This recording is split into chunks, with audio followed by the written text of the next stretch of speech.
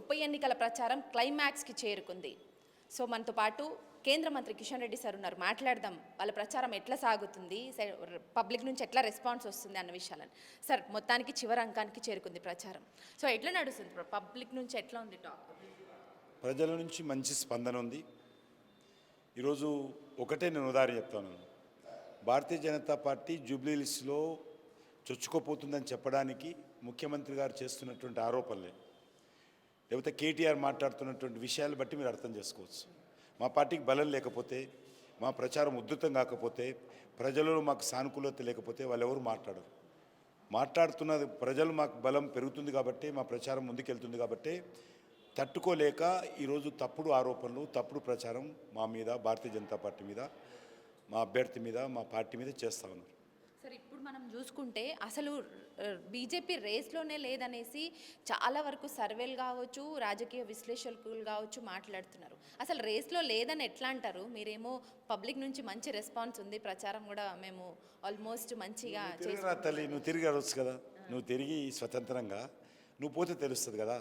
నువ్వు ఏదైనా ఒక బస్తీలోకి పోయో, ఒక బస్తీ అపార్ట్మెంట్కి వెళ్ళో, ఒక కాలనీకి వెళ్ళో అడగండి బీజేపీ ఎట్లా ప్రచారం ఉంది, మీరు ఎవరు కొట్టేస్తారని మీకే చెప్తారు కదా. కాబట్టి ఎవరో బాత్రూమ్లలో కూర్చొని, బెడ్రూమ్లలో కూర్చొని, సెల్ ఫోన్లలో సర్వే చేసినట్టు గ్రాఫిక్స్ తయారు చేసి సోషల్ మీడియాలో పెడితే మీరు దాన్ని ప్రచారం చేస్తున్నారు. కాబట్టి మీరు చెయ్యండి, వాస్తవంగా వెళ్ళి మీరు ప్రజలను కలిసి జూబ్లీహిల్స్లో ఎందుకు కాంగ్రెస్ పార్టీ కోటేయాలి, ఎందుకు బీఆర్ఎస్ పార్టీ కోటేయాలి, మీరు రెండు పార్టీలను అడగండి. 10 సంవత్సరాలు ముఖ్యమంత్రిగా ఉన్నారు కేసీఆర్ గారు, 11 సంవత్సరాల కొంచి బీఆర్ఎస్ ఎమ్మెల్యేగా ఉంది బీఆర్ఎస్ పార్టీ. మరి ఏం చేశారు? ఈరోజు డ్రైనేజ్ సమస్య కానీ, రోడ్ల సమస్య కానీ, లేక తాగునీటి సమస్య కానీ, వర్షపు నీటి కాలువలకు సంబంధించిన సమస్య కానీ, వీధి లైట్ల సమస్య కానీ, పెన్షన్ల సమస్య కానీ, రేషన్ కార్డుల సమస్య కానీ, లేకపోతే శానిటేషన్ సమస్య కానీ, దుర్గంధపూరితమైనటువంటి వాసాన్ని దూరందేశ సమస్య కానీ, ఏ ఒక్క సమస్యనైనా కేసీఆర్ పరిష్కారం చేశాడా అడగండి. నెంబర్ 1. నెంబర్ 2, 2 సంవత్సరాలుగా రేవంత్ రెడ్డి ఏం చేశాడు అక్కడ ఉన్నటువంటి ఈ సమస్యల పరిష్కారం కోసం? నెంబర్ 3, కాంగ్రెస్ పార్టీ ఇచ్చినటువంటి హామీలు ఏదైనా అమలు చేసిందా? ఏ ఒక్క హామీ? మహిళలకు 2500 అన్నావు, మహిళలకు తులం బంగారం అన్నావు, అమ్మాయిలకు స్కూటర్ అన్నావు, నిరుద్యోగులకు 2 లక్షల ఉద్యోగాలు అన్నావు, నిరుద్యోగులకు నెలకు 4000 అన్నావు, దళితులకు 12 లక్షలు అన్నావు, బీసీలకు 1,00,000 కోట్లు అన్నావు. ఏ ఒక్కటైనా సరే, విద్యార్థులకు 5 లక్షల విద్యా భరోసా కార్డు అన్నావు, పొదుపు సంఘాలకు పావులా వడ్డీ అన్నావు. ఏదైనా పరిష్కారం చేసావా? ఎందుకు ఓటేయాలి కాంగ్రెస్ పార్టీకి? కాబట్టి వాళ్ళు జవాబు చెప్పుకోవాలి, నేను కాదు. నేను ఎప్పుడు కూడా తెలంగాణలో అధికారంలో లేను, మా పార్టీ. నేను జూబ్లీహిల్స్లో గెలవలేదు. కాబట్టి మీరు అనేక పార్టీలకు అవకాశం ఇచ్చారు. ఒక్కసారి బీజేపీకి మార్పు కోసం బీజేపీకి అవకాశం ఇవ్వండి. వాళ్ళకు ఓట్లు వేశారు. స్వాతంత్రం వచ్చినప్పటి నుంచి వాళ్ళే ఎమ్మెల్యేలు ఉన్నారు, వాళ్ళే జూబ్లీహిల్స్లో కార్పొరేటర్గా ఉన్నారు. కానీ ఏ రోజు కూడా ఏ సమస్య పరిష్కారం చేయలేదు. కాబట్టి బీజేపీ కోటేయండి అని చెప్తున్నాం, కన్విన్స్ అవుతున్నారు.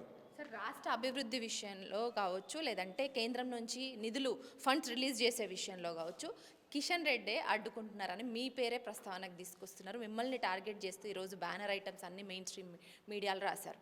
దాన్ని ఎట్లా తిప్పికొడతారు? వాళ్ళకి ఏం సమాధానం? ప్రధానంగా పత్రికా విలేకరుల సమావేశంలో చెప్పాను తల్లి, ఆ డీటెయిల్ అన్ని నువ్వు తీసుకో. ఒకటి. రెండోది, గతంలో కేసీఆర్ ఏమనేవాడు, కిషన్ రెడ్డి ఏం తేవడం లేదు తెలంగాణకు. ఇంకా నేను బయటికి నోటితోటి అనలేనటువంటి మాటలు అన్నాను. ఎవరు? కేసీఆర్, ఒక ముఖ్యమంత్రిగా ఉండే వ్యక్తి, ఒక నోటితో అనలేకుండా ఒక కేంద్ర మంత్రి అన్నాడు. ఈరోజు రేవంత్ రెడ్డి ఇంకొక అడుగు ముందుకేసి తేలవడేది కాదు, అడ్డుకుంటున్నాను మాట్లాడుతున్నాడు. ఈరోజు అనేక ప్రాజెక్టులు, రైల్ మ్యానుఫ్యాక్చరింగ్ యూనిట్ కానీ, లేక రామగుండంలో ఫెర్టిలైజర్ పరిశ్రమ కానీ, లేకపోతే కాకతీయ టెక్స్టైల్ పార్క్ కానీ, జైరాబాద్లో ఇండస్ట్రియల్ పార్క్ కానీ, హైదరాబాద్ రీజనల్ రింగ్ రోడ్ కానీ, సైన్స్ సెంటర్ కానీ, అనేక రకాల ఇన్స్టిట్యూషన్స్ కానీ, ఒకటి కాదు, 2 కాదు, 100కు పైగా నేను కొత్తగా తెచ్చినటువంటి ప్రాజెక్టులు. మొన్న మన హైదరాబాద్ ప్రెస్ క్లబ్ వాళ్ళు మీట్ ది ప్రెస్ పెట్టినప్పుడు చాలా వివరంగా వివరించాను. 45 నిమిషాల పాటు నేను ఒక హైదరాబాద్కు, తెలంగాణ కాదు, హైదరాబాద్కి ఏమేం చేశానో వివరించాను.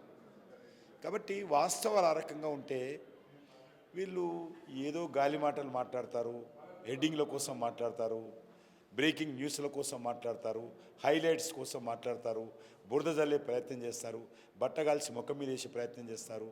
కాబట్టి నేను రేవంత్ రెడ్డికి జవాబుదారు కాదు, మీకు తెలంగాణ ప్రజలకు జవాబుదారు, మీలాంటి ఛానల్స్కు జవాబుదారు నేను.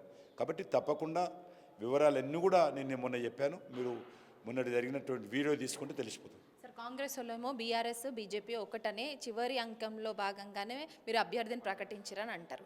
సో బీఆర్ఎస్ వాళ్ళు అంటారు కాంగ్రెస్ బీ టీమే మీ బీజేపీ అనేసి వాళ్ళు అంటారు. సో మీరు చెప్పండి అసలు ఏంది, ఎవరి సైడ్ ఉన్నారు సార్ మీరు, లేకపోతే మీరు బీజేపీ సెంటర్ పాయింట్ అని దీన్ని బట్టి అర్థమైంది కదా. బీజేపీ సెంటర్ పాయింట్ రెండు పార్టీలకు కూడా బీజేపీ విమర్శించాలి, బీజేపీ కేంద్ర బిందువు అనేది అర్థమైంది. వీడైనా మా గురించి మాట్లాడతాడు, వాడైనా మా గురించి మాట్లాడతాడు. మేము లేకుండా తెలంగాణ రాజకీయాలు లేవనేది అర్థమైంది కదా. కాబట్టి బీజేపీ బలపడుతుంది కాబట్టి, బీజేపీ అంటేనే భయపడుతున్నారు కాబట్టి, బీజేపీ ఈరోజు తెలంగాణ ప్రజల హృదయాల్లో స్థానం పెంచుకుంటుంది కాబట్టి బీజేపీ మీద రెండు పార్టీలు కూడా కలిసి దాడులు చేస్తూ ఉన్నాయి. ఏపీలో బీజేపీ కూటమితో ఉన్నటువంటి వాళ్ళని మీరు మద్దతు కోరినట్టు తెలుస్తుంది. అటు చంద్రబాబు నాయుడుని కావచ్చు, ఇటు జనసేనని కావచ్చు.